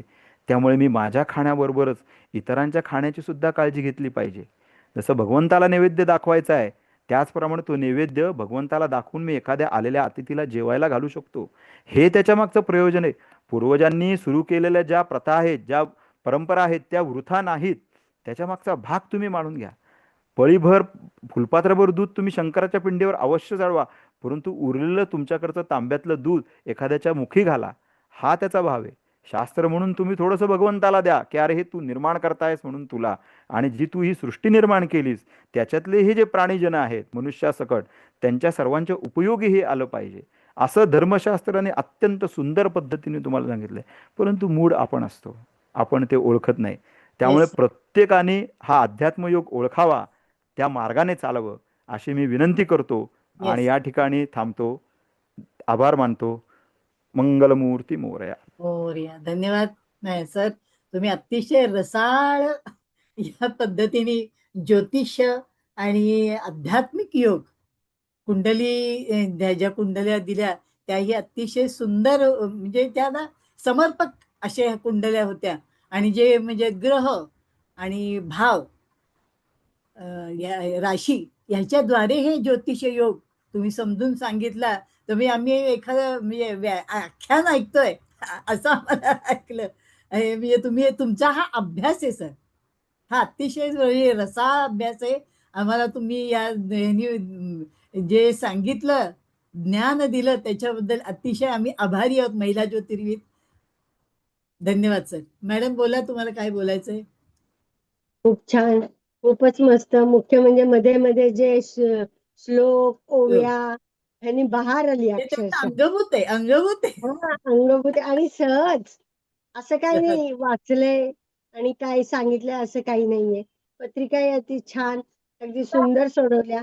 म्हणजे अगदी तत्व, वायू तत्व सगळ्या तत्वांच्या गोष्टी सांगून, शिवाय पत्रिकेतनं काय बघायला पाहिजे ते पण छान समजून घेतलं. अगदी म्हणजे पत्रिका पण अगदी छान सांगितल्या. म्हणजे ज्योतिष त्यामध्ये आपण हा योग्य अध्यात्म हा प्रत्येकाच्या पत्रिकेमध्ये आहे, हे मला आहे, फार आवडलं. खरंच आहे, खरंच आहे. अच्छा, धन्यवाद सर. खूप छान तुम्ही म्हणजे आख्यान आणि व्याख्यान हे दोन्ही दिलं, रसाळपणे सांगितलं. त्यामुळे अगदी सटल आणि छान वाटलं अगदी. धन्यवाद सर. आणि मला आज बोला मॅडम. रजनीताई, आज आपल्याला किती म्हणजे मोठे मोठे संतांची पण पत्रिका बघायला मिळाली आणि हो त्यांचं प्रेडिक्शन कसं केलं, खूपच छान.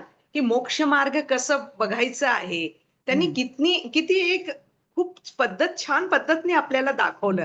आम्ही सगळे आभारी आहे सर, आपले शैलेश सर आपले आभारी आहे. येस, धन्यवाद. धन्यवाद सर. खरंच. असेच आम्हाला तुमचं आख्यान वरचेवर व्याख्यान या. ऐकू द्यावं, ऐकायला द्या. धन्यवाद. भेटूच आपण. ओके. थँक्यू.